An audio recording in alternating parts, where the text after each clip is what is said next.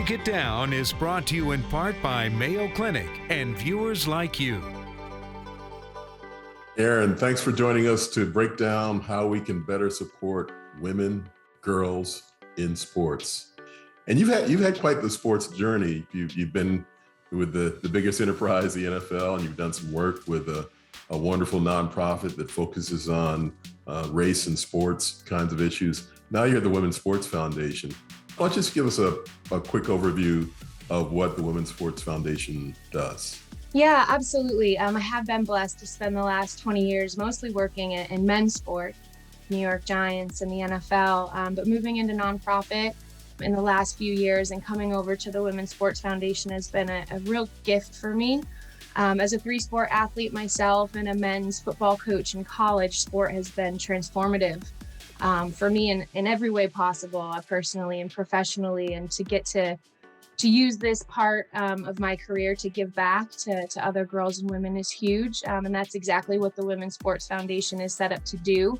We exist to help girls and women reach their full potential through sports and in life.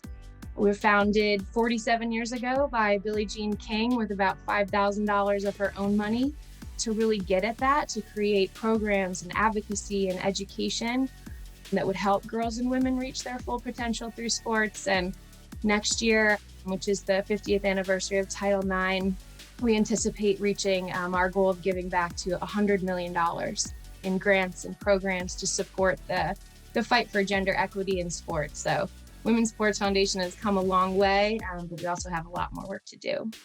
No, it's an incredible organization. And in my, as you know, in my Forrest Gump life, I was on the board. I was a trustee with the Women's Sports Foundation. And you have lived life fully when you get a chance to spend some time with Billie Jean King, who this whole women's movement in sport and beyond. And I just began to read some parts of her book where she focuses on, and really a great way to think about it. When we see a woman or we see someone doing something for women's sports, let's not say it's women's sports, let's say sport, that this is important for sport. Has she really lifted the organization to think more in that direction? It's the Women's Sports Foundation, but it's more. Yeah, she does. I had the privilege of meeting her backstage at the ESPN Humanitarian Awards a few years ago. I was with the company Rise that had won and interacted with her backstage, and I was just blown away. I mean, she's powerful. The way that she speaks, she's so eloquent, but her expectations are very high. She brings her A game to every situation. And I think the thing that has really struck me the most is how much she brings that power and the A game to the foundation.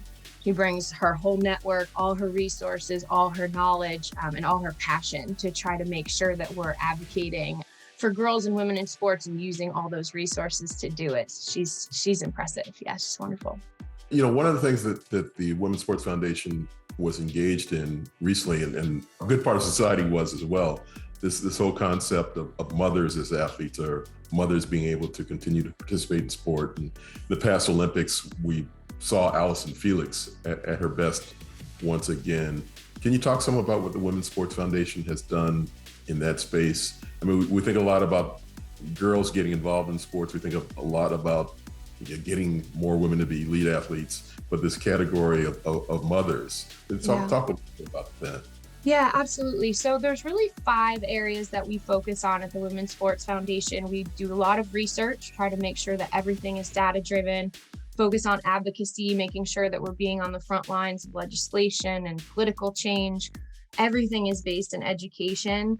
And then we focus a lot on grant making and leadership development. So we have it's called the Power of She Fund in partnership with Athleta, which is an amazing organization. They create women's athletic gear, but they do so much to really authentically support women on the ground. And we have 3 grant programs with them.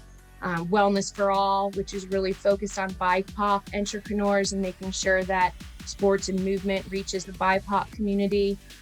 We also have Move Together, which is a multi-generational movement to make sure that we're bringing communities together at all levels.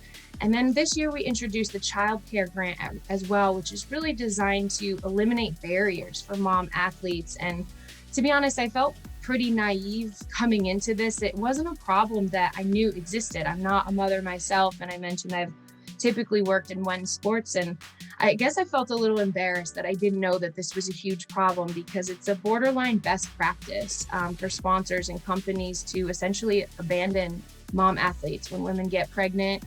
It's kind of, your career is considered over, and the financial resources dry up. And because a lot of sports are based on how you've been competing lately, if you take a significant break to have a child postpartum, often the barriers that are created there are pretty significant. So Allison Felix, she is a powerhouse woman, our most decorated woman track and field athlete in American history. And that happened to her. When you think about all the success that she's had, and when she had her daughter, Cammie, she found out that a lot of those resources dried up. So she was upset about it, wanted to do something about it. Not only did she come back herself, but she partnered with Athleta and the Women's Sports Foundation to make sure that we're bringing that to other women. So this year we're awarding 20 grants, $10,000 apiece, to mom athletes. We've already given away 9 of them, 6 to Olympics and Paralympians who are competing this summer, and we have 11 more to give. So if there's someone out there, an elite athlete, you've got some childcare barriers, we genuinely want to help to help them get over those barriers. And Allison has been a phenomenal resource in making that happen. Yeah, that's a great partnership, and that is the WSF Women's Sports Foundation at its best, on the cutting edge doing these things. Speaking of allies, and there's been certainly a lot more men wearing kind of the orange hoodies of the WNBA. What should men be doing in this space? Just some more ideas for the guys that are watching this that want to step up. Yeah, absolutely. I mean, you talked at the top about how Billie Jean King says they're sports. It's not women's sports, men's sports, they're sports.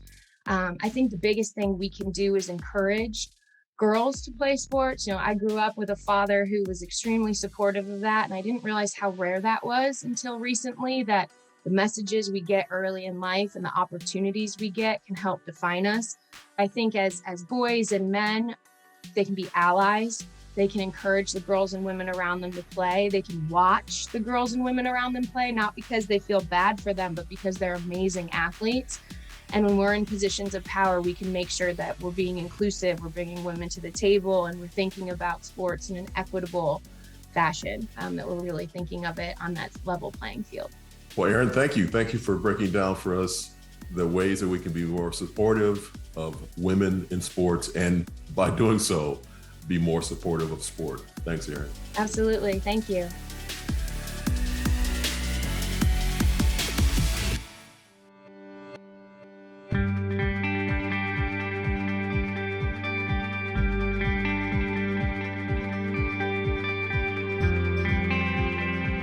This hour of local news is made possible by contributions from the Friends of PBS, members of your PBS station. Thank you. If you have comments about Arizona PBS News, please contact us at one of the addresses on your screen. Thank you.